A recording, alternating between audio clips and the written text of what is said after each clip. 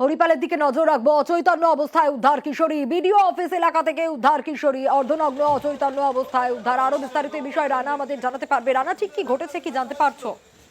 হ্যাঁ দেখো, যেটা জানা যাচ্ছে, আজ রাত্রি 9টা নাগাদ সিঙ্গুর গোলাম মোহিনী গার্লস স্কুলের একটি নবম শ্রেণীর বালিকা, সে তার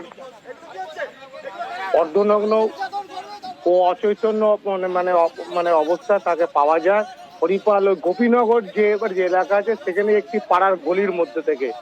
সেটা নিয়ে প্রশ্ন উঠছে, যেহেতু সিঙ্গুরের একটি মেয়ে, সে কি করে হরিপালে গেল, কেন গেল, কার সাথে গেল, সেটা নিয়ে প্রশ্ন। তবে স্থানীয় বাসিন্দারা জানিয়েছে যে তাকে নাকি টাটা সুমো থেকে কয়েকজন যুবক তাকে ওই পাড়ার গলির মধ্যে নামিয়ে দিয়ে গেছে। তারপরেই পুলিশকে খবর দেওয়া, পুলিশ এসে ওই মেয়েটিকে নিয়ে যায় হরিপাল গ্রামীণ হাসপাতালে। সেখানে প্রাথমিক চিকিৎসা করা হয়। তার মাও কিন্তু রয়েছে এই মুহূর্তে হরিপাল গ্রামীণ হাসপাতালে। সেখান থেকে হরিপাল থানার পুলিশ তাদেরকে নিয়ে এসেছে হরিপাল থানায়। কিন্তু এইটা নিয়ে স্থানীয় মানুষজন প্রশ্ন তুলেছে, পুলিশ কেন ধোঁয়াশার মধ্যে রেখেছে। যেহেতু সংবাদ মাধ্যম যখন খবর করার জন্য গিয়েছিল, তাদেরকে হরিপাল থানার পুলিশ বাধা দিয়েছে। সেই নিয়ে কিন্তু স্থানীয় মানুষ পুলিশকে ঘিরে বিক্ষোভ দেখায়।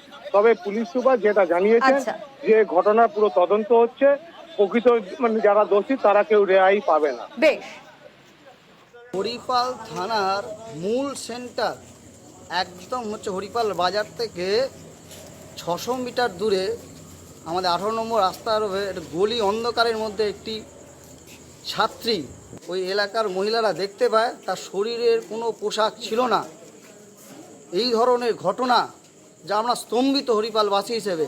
আমাদের বক্তব্য সুনিশ্চিত, এই ঘটনার সাথে যারা যুক্ত তাদের শাস্তি দিতে হবে।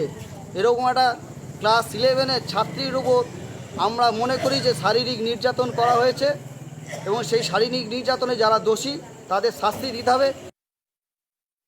আমাদের ছেলেগুলো বাজার থেকে বাড়ি আসছিল, দেখছে মেয়েটা পড়ে আছে, ছুটে এসেই বলছে বাড়িতে পড়ে আছে। আমরা বাড়ির গলির দিকে, হ্যাঁ বাড়ির গলির দিকে। ওর স্কুল করে পড়ে তারপরে বাড়ি যাচ্ছিল, বলছে আমাকে কিন্তু কি করে একটু নিজের মাথাটা ঠিক করতে পারছেন, বলছে আমরা কিছু বুঝতে পারছি না।